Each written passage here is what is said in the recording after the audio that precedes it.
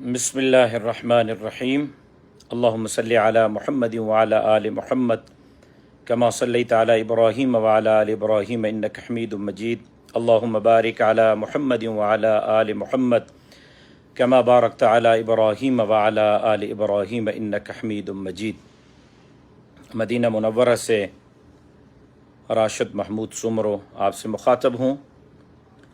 مکہ مکرمہ سے نکلنے سے قبل میں نے سندھ کی صورتحال پر ایک ویڈیو پیغام جاری کیا تھا۔ اس ویڈیو پیغام پر مختلف ساتھیوں اور مختلف لوگوں کی طرف سے رد عمل سامنے آیا ہے، کچھ سندھی بھائیوں کی طرف سے اور کچھ پشتون بھائیوں کی طرف سے۔ سندھی بھائیوں کا شکوہ یہ ہے کہ آپ نے پشتونوں کی حمایت میں بیان دیا ہے، اور پشتون بھائیوں کا شکوہ یہ ہے کہ آپ نے سندھی قوم پرستی کا کارڈ استعمال کیا ہے۔ کون کیا تبصرہ کر رہا ہے، کیا نہیں کر رہا، کون کیا لکھ رہا ہے، کیا نہیں لکھ رہا، مجھے اس کی بالکل کسی قسم کی کوئی پرواہ نہیں۔ لیکن جمعیت علماء اسلام کے کارکنان کیا لکھ رہے ہیں، میرے ساتھی، میرے دوست، میرے احباب، میرے ٹیم کے حصہ رہنے والے ساتھی کیا تبصرہ کر رہے ہیں، اس کی مجھے فکر ہونی بھی چاہیے، فکر ہے بھی، اور یقیناً میرے کارکنوں کو، میرے ساتھیوں کو، میرے بھائیوں کو مجھ سے پوچھنے کا، مجھ سے سوال کرنے کا اور وضاحت طلب کرنے کا حق بھی حاصل ہے۔ یقیناً جمعیت علماء اسلام کے کارکنان کی یہ ذمہ داری ہے، اور میری بھی ذمہ داری ہے کہ میں ان کے سوالات کے جوابات دوں۔ جو ساتھی جو لکھ رہا ہے، جو کہہ رہا ہے، جس طرح لکھ رہا ہے، جس کا جو ظرف ہے، اپنے ظرف کے مطابق وہ اپنا جو ہے وہ معاف ضمیر، کوئی گالیوں کی صورت میں، میرے کہا شاید حج کے بعد کچھ گناہ رہ گئے ہیں تو گالیوں سے مزید گناہ جھٹ جائیں گے۔ تو الحمدللہ اس وقت بھی مدینہ منورہ میں آپ سب کے لیے، اپنی جماعت کے لیے، ایک ایک کارکن کے لیے دعا گو ہوں۔ اللہ تبارک و تعالی جماعت کو ترقیاں نصیب فرمائے۔ میری گفتگو سے جو اب تک اعتراضات سامنے آئے ہیں وہ 3 ہیں، اور ان تینوں پر بات کرنا چاہتا ہوں۔ پہلا یہ کہ سائیں آپ نے ایک قاتل اور ایک شرابی اور ایک بھتہ خور کو شہید کہہ دیا، اور اس کی مذمت کی، اور فلاں کیا اور فلاں کیا اور فلاں کیا۔ بات یہ ہے کہ میں نے جوڈیشل انکوائری کا مطالبہ کیا ہے، اور اب بھی اسی جوڈیشل انکوائری کے مطالبے پر قائم ہوں کہ عدالت کو تحقیقات کروانی چاہیے۔ کون قاتل ہے، کون مقتول ہے، کس نے مارا ہے، کیوں مارا ہے۔ عدالت کا کام ہے کہ کسی کو بری الذمہ کرے، کسی کو قاتل ٹھہرائے، کسی کو مقتول ٹھہرائے۔ جو اس قتل میں ملوث ہے اس کو قرار واقعی سزا بھی عدالت دے۔ اب بھی، پہلے بھی میرا مطالبہ یہ تھا، اب بھی میرا مطالبہ یہ ہے، اور میں اب بھی مطالبہ کرتا ہوں کہ عدالت کو واقعے کی تحقیقات کرنی چاہیے۔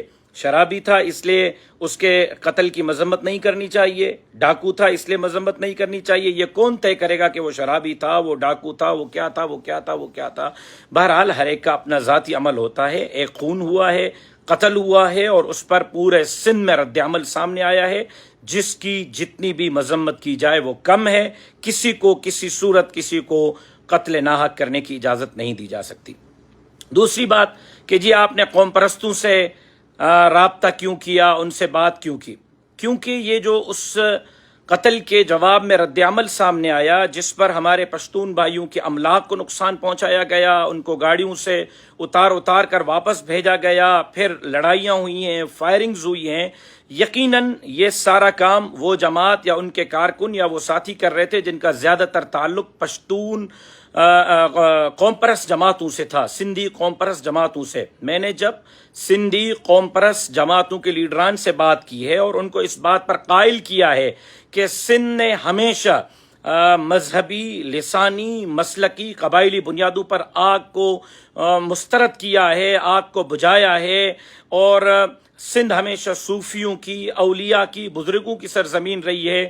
ہمیں اب بھی مل کر کردار ادا کرنا چاہیے اور لسانی، قبائلی، مذہبی، مسلکی بنیادوں پر آگ کو بجھانا چاہیے، جس پر تمام قوم پرست جماعت نے نہ صرف میری بات سے اتفاق کیا بلکہ انہوں نے اس کے بعد سنان خان قریشی صاحب نے پریس کانفرنس کی، ڈاکٹر قادر مکسی صاحب نے ویڈیو پیغام جاری کیا، ریاض چانڈیو صاحب نے ویڈیو پیغام جاری کیا، ایاز لطیف پلیجو صاحب نے اپنا بیان جاری کیا اور سب نے اپنے کارکنوں کو پرامن رہنے کی ہدایت جاری کی، پشتون بھائیوں کے املاک کو نقصان نہ پہنچانے کی اپیل کی۔ انہوں نے اپنے کارکنوں کو یہ کہا کہ سندھ کو پرامن رکھیں، سندھ کو لسانی بنیادوں پر لڑائی سے محفوظ رکھیں۔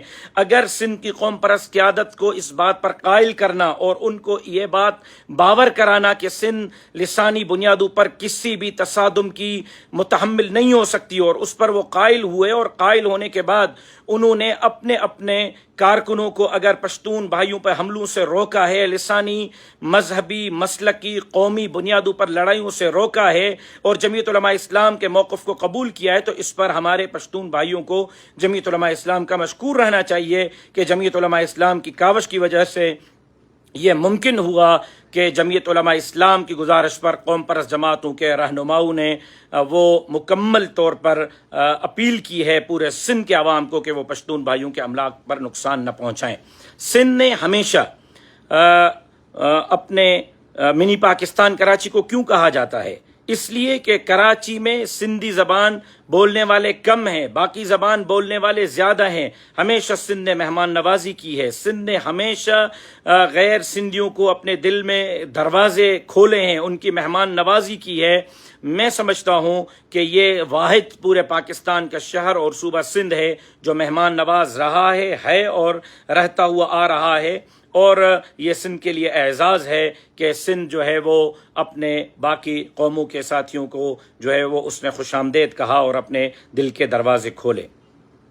جہاں تک آخری اعتراض جو ساتھیوں کے اعتراضات سے مجھے سامنے آیا کہ جی آپ نے آل پارٹیز کانفرنس کی بات کی، غیر ملکیوں کی بات کی، اس حوالے سے قوم پرست قیادت کی طرف سے یہ چیز سامنے آئی جب میں نے ان سے مشاورت کی کہ بھائی پشتون بھائیوں کے املاک کو نقصان سے بچایا جائے، آپ سب میدان میں آئیں، مل کر مشترکہ طور پر لوگوں کو روکیں کہ وہ سندھ میں کسی قسم کی وہ دہشت گردی یا کسی قسم کی توڑ پھوڑ یا کسی قسم کے لوگوں کے املاک کو نقصان پہنچانے سے باز آئیں اور ہم سب مل کر سندھ میں امن امان قائم کرنے کے لیے مشترکہ جدوجہد کریں۔ تو ان کی طرف سے یہ ایک بات سامنے آئی کہ سندھ میں بسنے والے غیر ملکی، جس میں افغانی ریفیوجیز ہیں، جس میں باقی مختلف ممالک کے لوگ ہیں، کافی ممالک کے، اس حوالے سے ان کا خیال یہ تھا کہ آل پارٹیز کانفرنس ہونی چاہیے، اس پہ ہم سب بیٹھ کر بات کریں کہ سندھ کے اندر بسنے والے غیر ملکی سے مراد باہر ممالک کے لوگ ہیں، غیر ملکی سے مراد پاکستان کے لوگ نہیں ہیں۔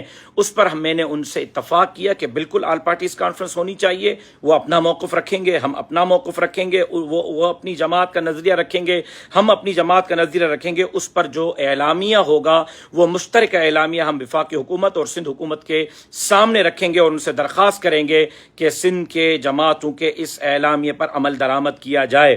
میں سمجھتا ہوں کہ ساتھیوں نے میرے اس بیان کو ایک مرتبہ پھر سنیں، ٹھنڈے دماغ سے سنیں، اور جو میں نے اپیل کی ہے اس اپیل پر جمعیت کے کارکن بجائے تنقید کرنے کے عمل کریں۔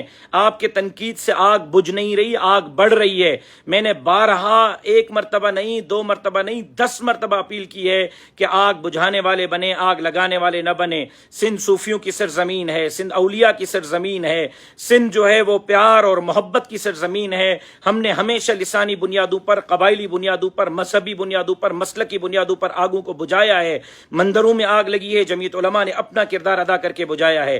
امام بارگاہوں میں بم دھماکے ہوئے، جمعیت علماء تعزیت کے لیے پہنچی۔ لال شہباز کلندر کی نگری میں بم دھماکہ ہوا، سب سے پہلے جمعیت علماء پہنچی، اور اس کے بعد پھر مسجدوں پر حملے ہوئے، سب سے پہلے جمعیت علماء نے کردار ادا کیا۔ سندھ کے اندر قبائلی لڑائی ہوئی، اس 1100 افراد قبائلی لڑائی کے نظر ہوئے، قتل ہو گئے۔ ان 1100 افراد کے تصفیہ کرانے والی جمعیت علماء اسلام تھی۔ فیصلہ پڑھنے والے میرے شہید والد ڈاکٹر خالد محمود سمرو تھے۔ جو رویہ ہم نے اس وقت اپنایا ہوا ہے، اس رویے سے ہم آگ بجھا نہیں رہے، آگ بڑھا رہے ہیں۔ میں مدینۃ الرسول سے جمعیت علماء اسلام کے تمام کارکنان کو اپیل کرتا ہوں کہ میرے اس گفتگو کو دوبارہ سنیں، ایک ایک لفظ کو سنیں، توجہ سے سنیں، اور اس کے بعد اس بیان کو جو اب میں کر رہا ہوں، میرے اس بیان کو سنیں، اور دونوں کو ملا کر اور پھر جو ہے وہ آپ اس کا کوئی نتیجہ اخذ کریں۔ یقیناً جو ہم کہہ رہے ہیں کہ قبائلی بنیادوں پر، لسانی بنیادوں پر، مذہبی بنیادوں پر، مسلکی بنیادوں پر جو ہے وہ آگ بجھائیں، لڑائی سے باز آئیں، سندھ کو پیار اور محبت اور پاپوں کی زمین بنائیں، صوفیوں کی زمین بنائیں۔ اس کا کیا مطلب ہے؟ اس کا مطلب یہی ہے کہ سندھ میں رہنے والے پشتونوں کی جان، مال، عزت اور آبرو کے تحفظ کو یقینی بنائیں۔ ہم تو غیر مسلم لوگوں کی جان، مال، عزت اور آبرو کے تحفظ کی بات کرتے ہیں، ان کے تحفظ کے لیے ہم اپنا کردار ادا کرتے ہیں، تو اپنے بھائیوں کے لیے ہم کردار ادا کیوں نہیں کریں گے؟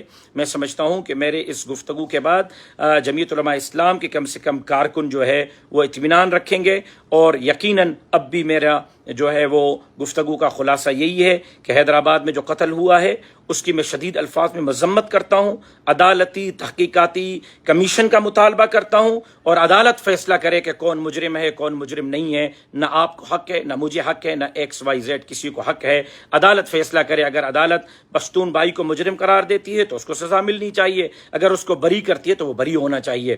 دوسری بات کہ اس معاملے کے آڑ میں ہمیں پشتون اور سندھی لڑائی کی طرف نہیں جانا چاہیے۔ جس طرح پہلے ہم قبائلی بنیادوں پر لڑائیوں میں گھرے رہے، جس طرح پہلے ہم مہاجر سندھی لڑائیوں پر گھیرے رہے، اب ہمیں نئی لڑائی کی طرف نہیں جانا چاہیے۔ سندھ نئی لڑائی کی متحمل نہیں ہو سکتی۔ اور تیسری بات کہ اگر قوم پرست جماعتوں کو کسی بھی معاملے پر کوئی تحفظ ہے تو ان کو اس تحفظ کو سامنے رکھنے کی اجازت ہے۔